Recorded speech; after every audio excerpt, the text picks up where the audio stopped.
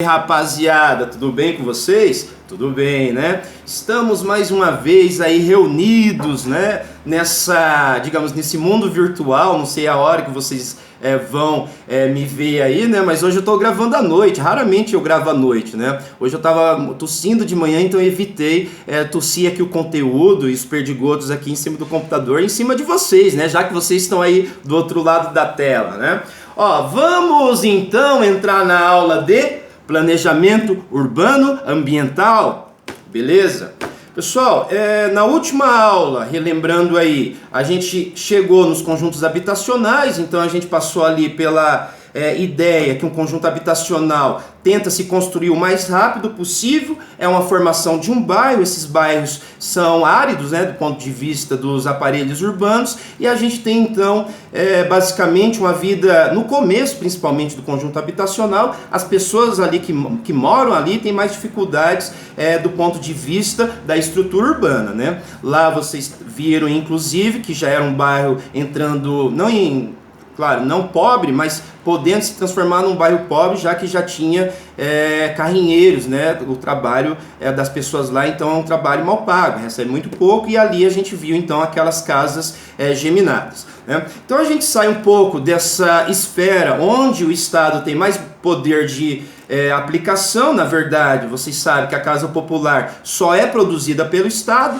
A casa popular não é de graça, as pessoas aí ficam 30 anos da vida em parcelas retroativas, né? Então a gente tem essa maneira de pensar o tecido urbano, que é a produção estatal da habitação social, beleza? Então hoje a gente vai entrar no conteúdo então dos proprietários fundiários, que é uma visão, principalmente de um autor chamado Eliseu Expósito, que é a visão de como reestruturar, desculpe, tá gente, se estrutura uma cidade do ponto de vista dos seus atores de produção, tá? Eu vou me acostumar com a câmera, né? Todos os dias, né, eu tenho que me acostumar com a câmera, que é uma situação diferente, né? Sempre, tá? Então vamos lá. O material que vai chegar aí para vocês, o slide 1, a gente tem então ali uma imagem, né? Primeiro o título da aula hoje, a condição dos proprietários fundiários no planejamento urbano, né? A imagem do slide 1 então é uma cena conhecida de um filme, né? Tem gente que gosta, tem gente que não gosta. A Caroline tirou sarro de mim porque eu chorei nesse filme. Lembra, Caroline, desse filme? Eu acho que você assistiu essa aula, hein? Então ali vocês têm uma casa, né, no meio do nada, que na verdade é um bairro em construção. Essa visão da cidade passa à visão da modernidade também. Não há nada na frente que não possa ser destruído para ter o lucro. Então essa visão e essa ideia que eu quero passar nesse primeiro slide aí, né? Se a gente olha para dentro de uma cidade, andando de ônibus ou de carro aí, a gente percebe muitas vezes esses enclaves de pessoas e indivíduos que atrasam o desenvolvimento.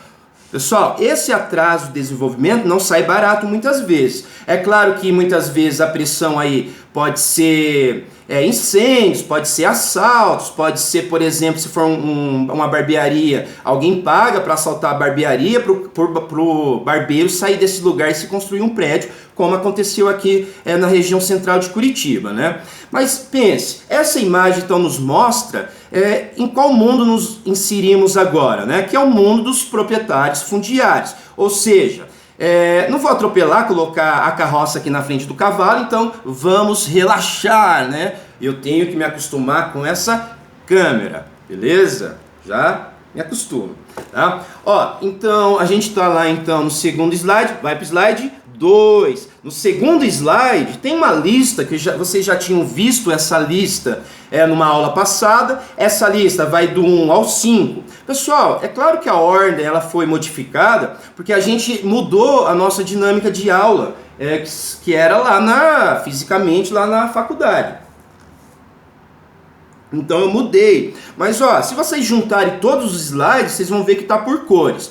Os proprietários dos meios de produção, a gente viu lá no SIC. Os proprietários fundiários, a gente vai ver hoje. Os promotores imobiliários, no final dessa aula. O Estado, a gente está vendo N vezes o Estado, tanto conjuntos habitacionais, ali que eu mostrei do mutirão, e outras reformulações ou reformas urbanas ocorridas no Brasil no começo do século e na metade do século, no caso, a construção de Brasília, beleza? E os 5 grupos sociais excluídos, que foi aquele caso lá do Monte Castelo e da favela da Rocinha, que eu mostrei então os morros lá do Rio de Janeiro, e aqui a favela do Parolim também, que eu mostrei para vocês aí, tá? Pessoal, então vamos entrar aí no slide 3. O slide 3 está escrito assim, vermelho, bu. Tem gente que não gosta, né, dessas cores de slide, mas olha só, o impacto, você até presta mais atenção. Proprietários e fundiários. Pessoal, fundiários, a terra, fundiários, né? A reserva fundiária, ela pode ser uma reserva no campo, a terra rural, uma fazenda, etc, etc, ou uma reserva fundiária urbana. É o que acontece algumas vezes não, em boa parte das vezes nas cidades brasileiras. O terreno fica lá esperando uma valorização. Pessoal, mas, o proprietário fundiário, então, é dono de uma terra na cidade, certo? Então, o Expósito, Eliseu Expósito, deixa eu ver se eu acho o livro dele aqui, tá aqui, Eliseu Expósito, um livro bastante, tem na biblioteca esse livro, ele é bem didático e simples, né? O Eliseu Expósito, então, ele fala o seguinte lá, os proprietários fundiários, cujo objetivo, desculpa, tá, gente? Cujo objetivo principal é extrair de forma ampliada a renda fundiária de suas propriedades, tanto pelo uso residencial quanto pelo uso comercial. Aí a gente então está trabalhando com a questão do aluguel, o aluguel de um comércio, o aluguel de uma casa, né, para moradia, e entenderam, né? Buscando mais o valor de troca do que o valor de uso. A terra, ela tem o seu valor de uso, e esse valor de uso não é destruído, de fato, né? Já que a terra ocupa espaço e todo mundo tem que ocupar um espaço. Então a terra tem o seu valor de uso, mesmo que muitas vezes se esqueça esse valor e se olhe mais para o valor de troca. Só o valor de troca numa cidade, para um terreno, tem N situações que vão influenciar, e hoje a gente vai ver isso, tá? Tô um pouco ansioso hoje, eu dormi mal, só é uma questão, né? A frente fria tá lá no Rio Grande do Sul, parece que eu já durmo mal, dá uma estática, eu não consigo dormir bem antes de uma frente fria, então hoje eu tô mais antididático, digamos assim, né? Mas eu vou me acalmar, né? Espero que vocês estejam entendendo aí. Mas slide 3, então, dá uma contextualização teórica aí para nós, para a gente entender quem são essas pessoas aí, né? Que vão retirar a renda da terra, o máximo possível. O slide 4. Pessoal, a renda, ou melhor, né? A extração da renda, ela pode se dar, aqui nesse slide está mostrando isso, pode se dar, por exemplo, a renda absoluta, a propriedade particular da terra, não tem mistério nenhum, você é proprietário. Você vai vender, então vai ter uma renda sobre isso daí. A renda diferencial, que pode ser a fertilidade do solo. Ora, é sabido, no norte do Paraná, se você comprar terra em Paranavaí, sei lá, 15 alqueires, 30 mil. Se você comprar terra em Londrina, com aquela terra roxa do basalto, que eu mostrei para vocês, né, que é a temperização do basalto, é 90 mil. Então aí a gente tem uma fertilidade do solo, uma característica do solo favorável à agricultura da soja. Beleza? Vou tomar água. Então temos isso daí, né? A sua localização, para nós que estamos vendo a cidade e o planejamento urbano da cidade, a localização que é importante na questão do valor. Sua localização, gente, se for perto de um cemitério, a terra cai o seu preço, né? Tem eu acho que eu já citei para vocês, mas vou lembrar aqui, às vezes esse preço só cai devido à imagem ruim que aquela coisa que está sobre o espaço tem. Por exemplo, né?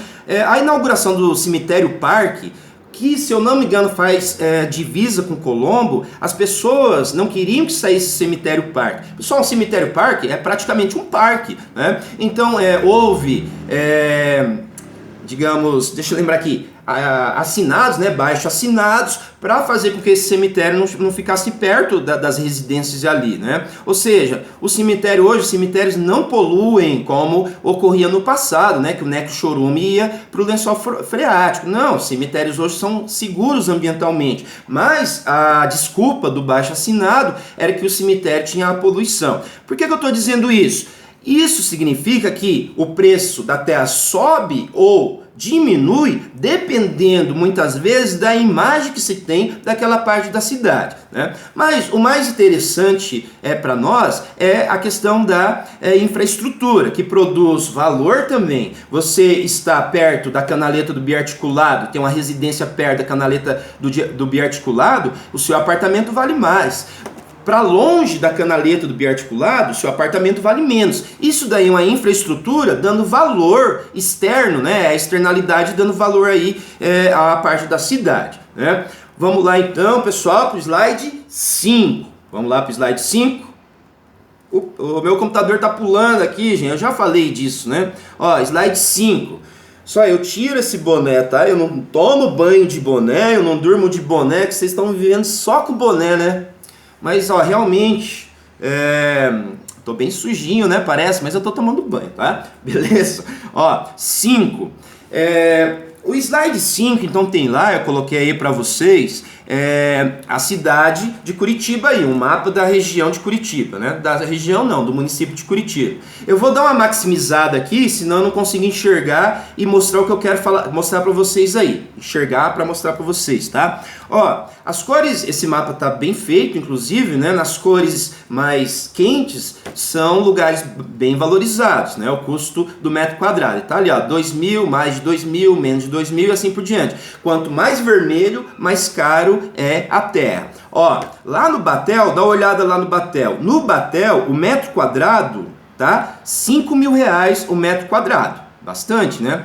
É o bairro mais caro da cidade. No centro também, tá lá, R$5.000 o metro quadrado. Não é, digamos, 10 metros quadrados, não. É um metro quadrado. Metro quadrado até criado, né? Pra gente ter uma ideia aí. Ó, então o centro e o Batel é mais valorizado. Pessoal, quando vocês olham lá pra cima, ou melhor, né? Vamos ali ver na parte de baixo, você vê o Tatuquara. O Tatuquara vale menos de R$2.000, a terra lá.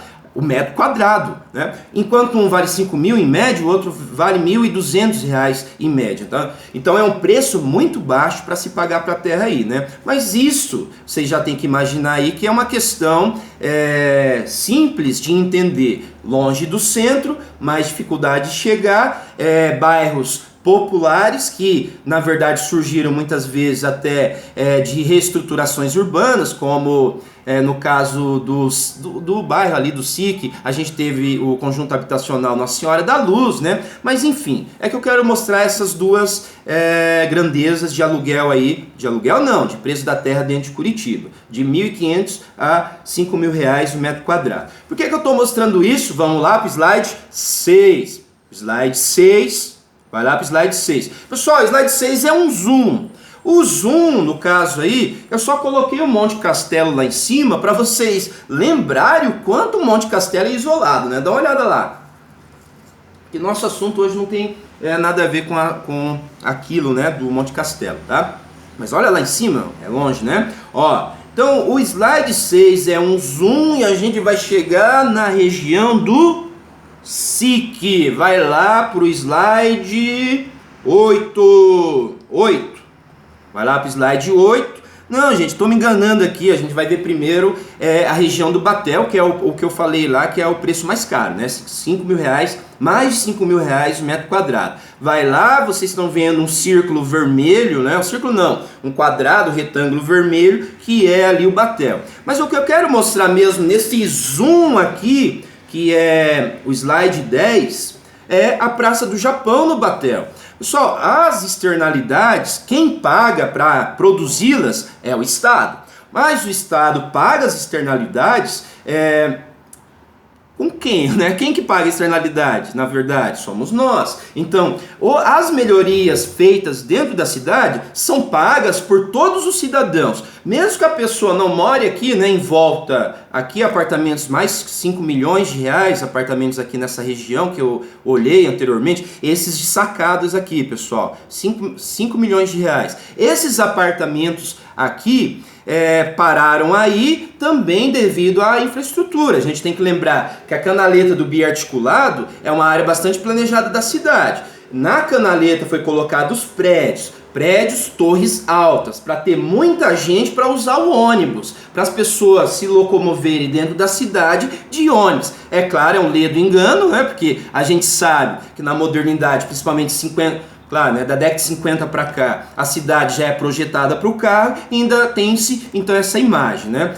A consequência foi a seguinte, que as pessoas moram então de forma... Claro, aí são prédios, né? Eu estou falando do slide... Gente, estou falando do slide 10, tá? O slide 10 mostra a Praça do Japão.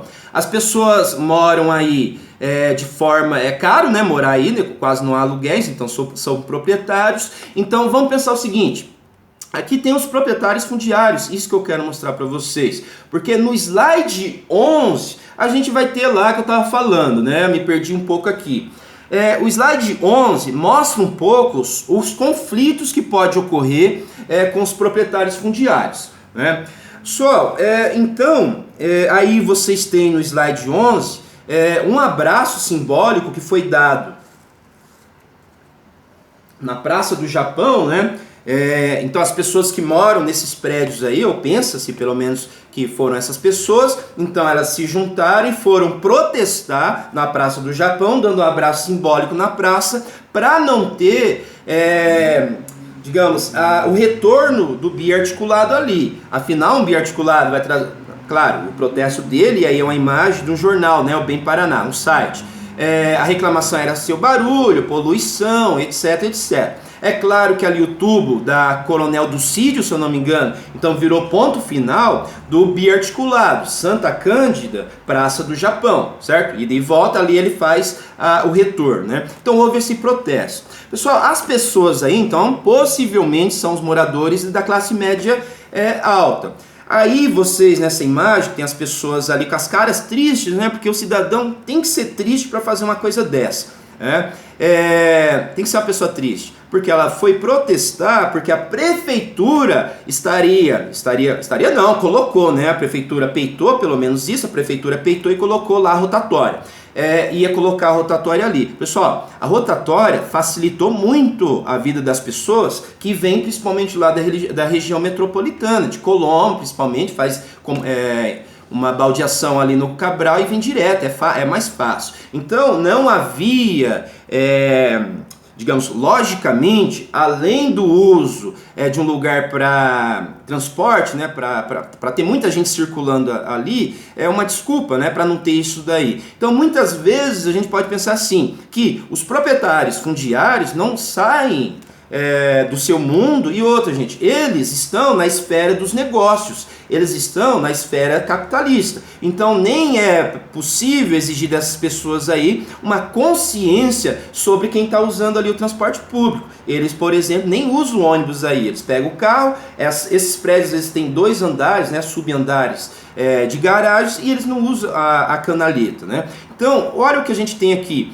A gente tem uma sociedade dividida, certo? Uma sociedade dividida na cidade. Essa sociedade dividida na cidade, elas entram em embate ou em debate algumas vezes e faz com que uma coisa possa não sair do papel, que no caso aí não ocorreu, que foi a Praça do Japão, né?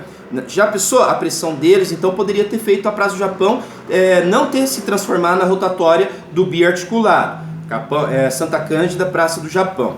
Slide 12, né? Vou me desacelerar, né? Hoje eu tô meio de jogador, né? Parece. É da Europa essa blusa, né? Só um pouco aí, gente. Vou tomar uma água. Tô muito acelerado, né? Vou dar uma desacelerada. É ansiedade, viu? Tá muito. Esses dias aí em casa só tá difícil, hein?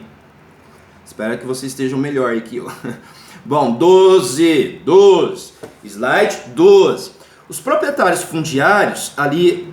só devo fazer um parênteses aqui. Hoje eu vou fazer uma contextualização. A gente vai ver algumas coisas na cidade, espacialmente, mas é mais uma contextualização. Tá? Tem ali uma citação do Expósito, os proprietários fundiários. O Expósito diz lá, que é desse livro aqui, ó. Gente, amanhã a gente tem a live ao vivo. Como amanhã eu vou mostrar todas as notas, então daí a gente discute essa bibliografia aqui, tá? Mas o Expósito está dizendo ali o seguinte: os conflitos de interesse entre os proprietários fundiários estabelecem-se porque eles buscam se apropriar da mais-valia social. A soma de dinheiro e a soma de dinheiro inserida para se comprar um terreno, ou a soma de dinheiro inserida para se produzir uma casa, aí você aumenta o valor do terreno se você tem uma construção ali, tá? Principalmente pela renda da terra. Pessoal, o aluguel é uma forma de ter uma renda na terra. No rural a gente encontra mais isso, mas na cidade o aluguel é o central, né? E você pode então ter maior renda ou menor renda dependendo do setor que você está oferecendo essa propriedade, né? Pode ser o comercial mais caro, é óbvio, né, gente? Sem enrolação, né? Vamos rápido, se não assustei vocês, né? Ó, slide 13. Pessoal, o slide 13 é uma reportagem da Gazeta do Povo, tá? Essa reportagem, ela estava na no TCC da Eliette, uma aluna minha, de algum tempo atrás, que fez um trabalho sobre o SIC. Ela então achou esse jornal lá na Biblioteca Pública do Paraná e está lá escrito assim, ó: novo bairro para a classe média. Pessoal, o SIC não... Assim, do ponto de vista, aqui não falo do IBGE, não falo da questão econômica. Eu falo da estrutura urbana de fato, né? Quem mora lá, digamos, se usa mais o ônibus, todas essas coisas transformam o SIC em um bairro popular. A formação dele é popular, né? A gente teve as indústrias ali, como eu já estou dizendo para vocês. Aqui no slide 13, vocês conseguem ver aí, ó, novo bairro para a classe média. Aí então... O que a gente tem aí? Um interesse pela reserva fundiária que se tem ainda no SIC. Pessoal, o SIC, devido às questões industriais e a própria imagem que a indústria produz sobre a cidade, e até mesmo muitas vezes problemas de posse, né, da terra legalmente, no papel, o SIC tem muitas áreas ainda que não foram construídas, então são vazios demográficos lá e não são utilizados, né? Quem mora no SIC vê isso, né, há terrenos enormes, muitas vezes esperando uma industrialização que nunca chegou, que do dia para a noite é loteado. Aqui vocês veem então, ó, lá na frase: nosso foco é aproveitar o crescimento da classe média, o aumento da participação no mercado imobiliário. Parece uma propaganda de margarina, né? Eu falando aqui. Mas, pessoal, aqui, digamos, o navio afundou, né? Porque esse contexto aqui é de 2012, se eu não me engano. Então, aqui em 2012, a gente estava com aquela ascensão da classe média, comprando, às vezes até fazendo uma reserva fundiária, ela mesma, né? Comprando uma casa ou investindo num imóvel aqui no SIC para ter uma renda fundiária depois, né? Então, a gente está num contexto econômico muito bom aí, e a classe média estava avançando o bairro do SIC, que não é um bairro de classe média, um bairro popular, sobre as terras aí que ainda não eram construídas, né? Que não são construídas, como eu vou mostrar aqui para vocês. Deixa eu tomar uma água aí. Estou até com o copo descartável, que não quero ter trabalho nenhum, certo? Só ficar aqui quieto, né? Pessoal, então eu vou fazer um zoom e vai chegar, não vou demorar muito nesse zoom, tá? Ó, tem ali o SIC, né? Vai lá no slide 14. 14 é um zoom. O 15, pessoal, o 15 já tem ali um círculo vermelho que eu coloquei em cima do SIC aí, né? Não vou fazer muito zoom, senão não vai dar tempo, tá, gente? Ó, então vocês olham ali nesse zoom, vocês estão vendo que tem claro, dá pra ver pela cor, né? Que é solo exposto. A gente tem algumas regiões verdes, então vamos lá dar uma olhada no que é isso daí, tá? Ó, mais um zoom no slide 16. Slide 16. Vamos lá pro slide... Tá no slide 16. Vai pro slide 17. Pessoal, O slide 17 aí tem então a visão daquele ponto lá que eu estava mostrando. É claro, ali no mapa não. Na imagem satélite tem lá o ponto em amarelo lá. Tá? Ó. Então o slide 17 tem esse ponto. Como vocês estão vendo, o horizonte ali é um rio, é um charco. Então aí é uma região pouco valorizada, principalmente perto dessa parte que é...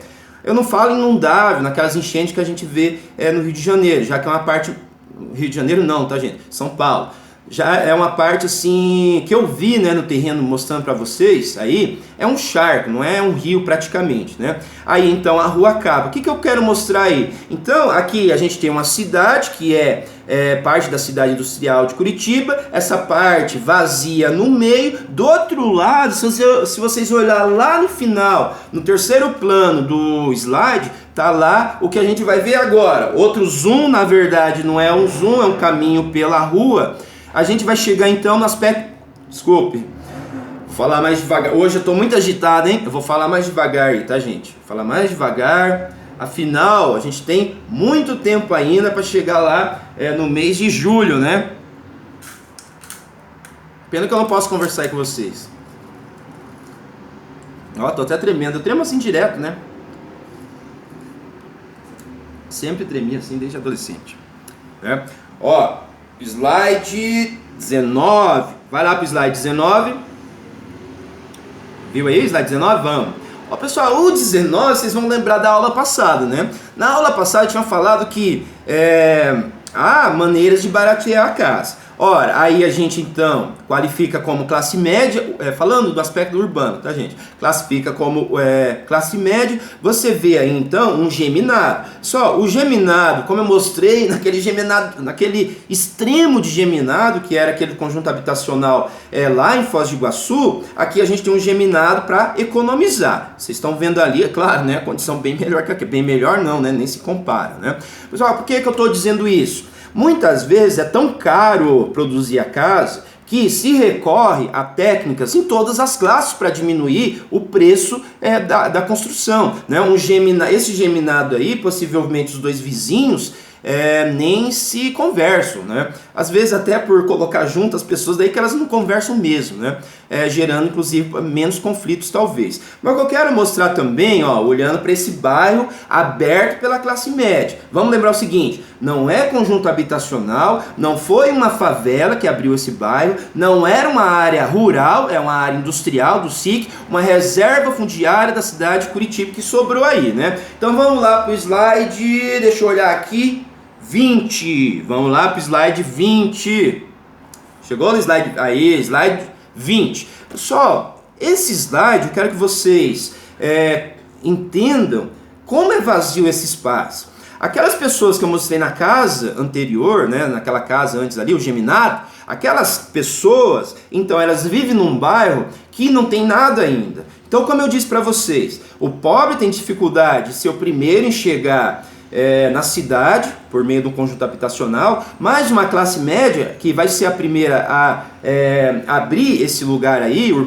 urbano, né, digamos, também tem as suas dificuldades. Só que aí, como a gente já entende, a gente tem o carro, o automóvel. Então, uma classe média que queira morar no SIC, inclusive em condomínios fechados, condomínios horizontais fechados, ela tem que ter o carro. Ou melhor, presume-se que ela tem o carro, já que ela tem uma condição melhor de vida para produzir uma moradia melhor numa parte da cidade que, apesar de não ser tão valorizada, tem um valor, né? Porque é uma das partes da cidade que sobraram aí, é quase um valor, há um monopólio praticamente, onde tem terreno grande assim em Curitiba, né, gente? Ó, mas lá no fundo nada agradável, né? Mesmo se tornar um bairro de classe média, que a gente está cansado de ver esses bairros de classe média. Normalmente são casas padronizadas, né? Tem aquelas mansardas, né? Que dá uma altura ali pro sótão, tem o sótão também, né?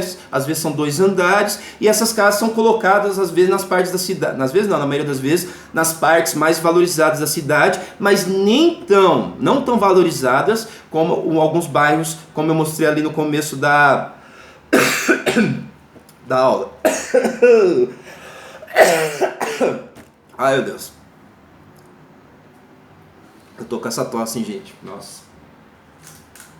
Por isso tô gravando à noite. Não consegui gravar de manhã. Tô tossindo demais. Beleza? Mas, né, estamos vivos aí, né?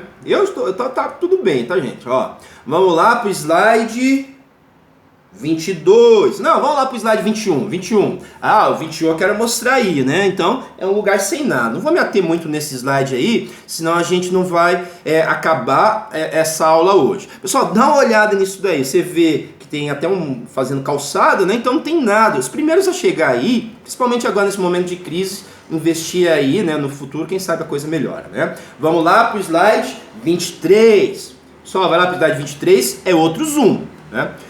O slide 23 é o... Eu vou chegar... Já tem ali, tá, gente? Ó, tem um perímetro vermelho ali, tá escrito Tatuquara, né? A gente vai lá no Tatuquara. Como a gente viu lá no slide 5, ó, o Tatuquara é o bairro mais barato de morar, melhor, né? O Tatuquara é o bairro mais barato, o preço da terra é menos de R$1.000 ali, né? Menos de R$2.000 o preço da terra lá. Só se compara com o Abranches lá em cima. Pessoal, o Cachoeiro, o Barreirinho e o Abranches tem a questão ali do trem, que pode valorizar também. Se eu não me engano, a favela do...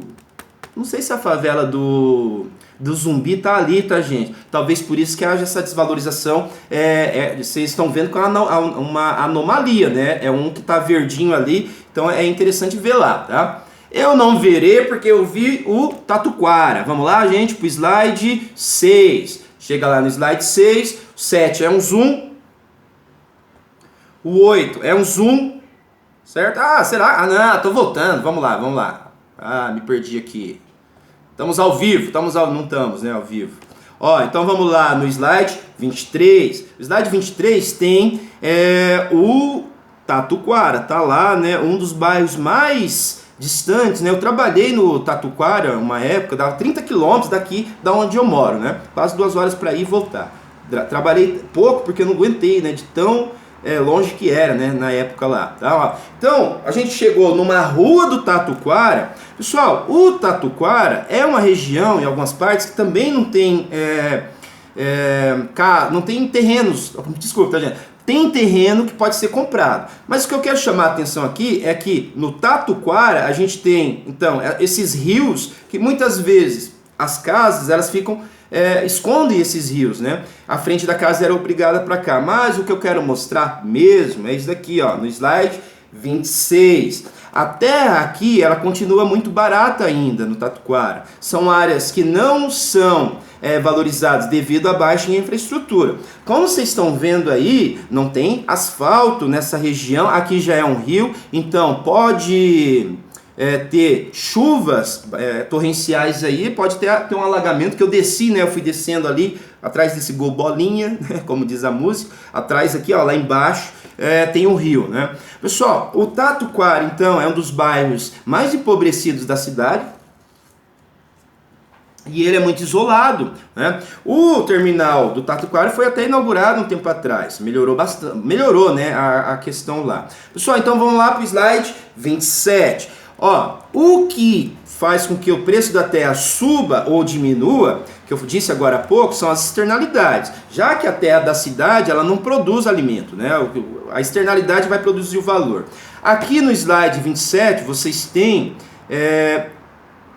ali o Jardim Botânico, a história do Jardim Botânico, claro, tem o Jardim Botânico, pessoal, mas o bairro Cristo Rei, ele não existia. Era chamado de Capanema. Então, tirou-se esse nome e aqui em torno do Jardim Botânico a gente teve, então, uma verticalização muito grande da cidade. Pessoal, as externalidades, e a gente vai daqui a pouco terminar aqui, né, pelo jeito, vamos ver se vai dar tempo, tá, gente? Só deixa eu olhar lá para eu ver o time aqui, beleza, vai dar. Ó, as externalidades são pagas por nós, as externalidades, elas são exigidas muitas vezes pelos proprietários fundiários, certo? Aqui vocês estão vendo então a região ali do Jardim Botânico. Está escrito lá, são palavras do expósito, tá? Ó, as instalações da infraestrutura e a utilização das chamadas externalidades, como a localização com vista para o mar, proximidade de áreas verdes, posição em relação ao relevo, são importantes para as ações desses agentes. Só, os agentes e essas externalidades meio que caminham juntos na valorização do lugar. Ora, quando sai, muitas vezes, o projeto de metrô, que aqui nunca sai, né, porque o terreno... aqui o terreno não é propício, né, para ter um metrô, mas todas as vezes que sai, é uma valorização do roteiro aonde esse metrô vai passar. Muitas vezes a pessoa pode nem usar, como aconteceu com o biarticulado. A crítica a cidade ela planeja muitas vezes uma coisa boa, que era o caso ali dos prédios, né, do biarticulado. Mas algumas vezes o tiro sai pela culatra. Então há uma valorização muito aquém do que poderia acontecer ali, já que são áreas importantes para habitação também, né? Ou eles querem que claro que querem, né, pelo jeito, só o rico tem que morar perto, então, do centro do seu trabalho, né? Que é mais ou menos isso, eu não canso de repetir, que o nosso país e toda a América Latina é centro-periferia. Periferia mora longe, mas empobrecido. O centro tem mais dinheiro, né, digamos assim, os bairros centrais aqui no Brasil também. Mas é o seguinte, o slide 27, vamos lá para o 28, né? Os proprietários fundiários, eles respeitam a lei, não é como lá na moradia de risco ou da ocupação de risco. Lá, então, a gente tem uma invasão do espaço. Pessoal, aqui no SIC, se a gente procurar ali, há alguns enclaves de pobreza, que, claro, a gente teve como se diz, foi legalizado muitas áreas no SIC o ano passado, né? Mas aqui vocês têm o seguinte: enquanto esse proprietário fundiário ele está se movendo no mundo do capital, alguma coisa tem que refreá-lo, né? Se deixar ele agir sozinho, como a mão invisível, né, como Adam Smith cita, né, do Capital, a gente então faz com que a cidade seja inabitável, dependendo de partes da cidade. Então o governo, digamos, ele tem instrumentos para regular o aluguel, ele tem instrumentos para regular os impostos, ele tem instrumentos para fazer com que aquele bairro ou aquela parte da cidade se torne área de interesse social para construir a moradia, né, ou para ter, por exemplo, projetos Minha Casa Minha Vida, né? Então, há, digamos, um Estado que ainda freia um pouco esses proprietários fundiários. Pessoal, da maneira que nós estamos, já é assim, imagine se fosse se não tivesse o Estado aí, né? Eu estou falando isso porque no slide 28 tem a questão da valorização da terra e sua valorização digamos, como uma diferenciação, essa é a palavra, né? Então, às vezes, pega-se uma parte da cidade, essa parte da cidade ela tem algum atrativo natural, pode ser já um parque, né? Esse parque, ou melhor, essa parte da cidade atrai mais uma classe média alta, uma classe rica, ali então vira um bairro especial, né? Dentro da cidade, com, digamos, um PIB per capita mais elevado. Só estou dizendo isso daí porque se a gente olhar para alguns bairros de Curitiba, até o nome eles mudaram, né? Então o Bigorrilho, ele é chamado em algumas partes Champagnat. Champagnat é um nome francês e em relação a um prostíbulo que tinha ali no Bigorrilho, milhões de anos atrás não, né? Apesar que é a profissão mais antiga do mundo, né? Há algum tempo atrás tinha um prostíbulo chamado Champagnat Le Pont, pelo menos é a lenda que me contaram em aula, né? E era Champagnat, como é o nome francês, então o bairro se tornou então Champagnat. Claro, a origem nem é tão boa assim, né? O Monsuguê, chamado também de Ecoville, né, em alguns casos aí. Há uma produção de uma imagem da cidade, né? Pessoal, eu vou fazer um zoom, sabe por quê? Porque a gente vai chegar... não é mais zoom não, né?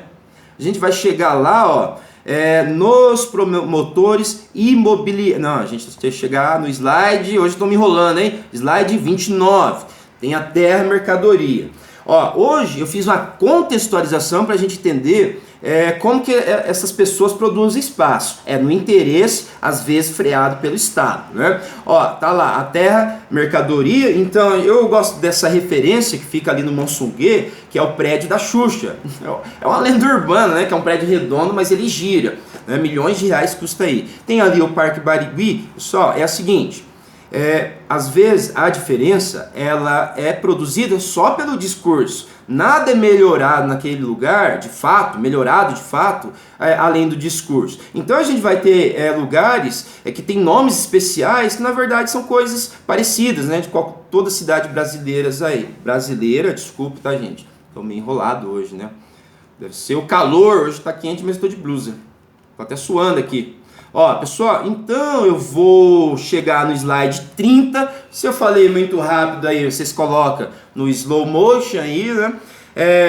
Tá lá, ó, slide 30. O discurso. Só pra gente fechar essa aula, já que o tempo acabou, eu peguei essa informação lá do Google, né? A informação mais popular que nós temos, né? Então fica essa imagem para vocês. E na próxima aula a gente vai ver como que ainda se tem essa produção nos conjuntos, nos condomínios fechados, né? Então, eu vou terminar por aqui, né, para não ficar uma aula muito grande, né? Espero que vocês estejam bem aí nessa quarentena. Hoje exatamente faz 2 meses que eu parei de trabalhar, né, no estado, então, ó, estou bem, né? Estou bem aí, né? Pessoal, mas obrigado por essa presença aí. Amanhã nós estaremos então ao vivo, tá? Obrigado, valeu, hein?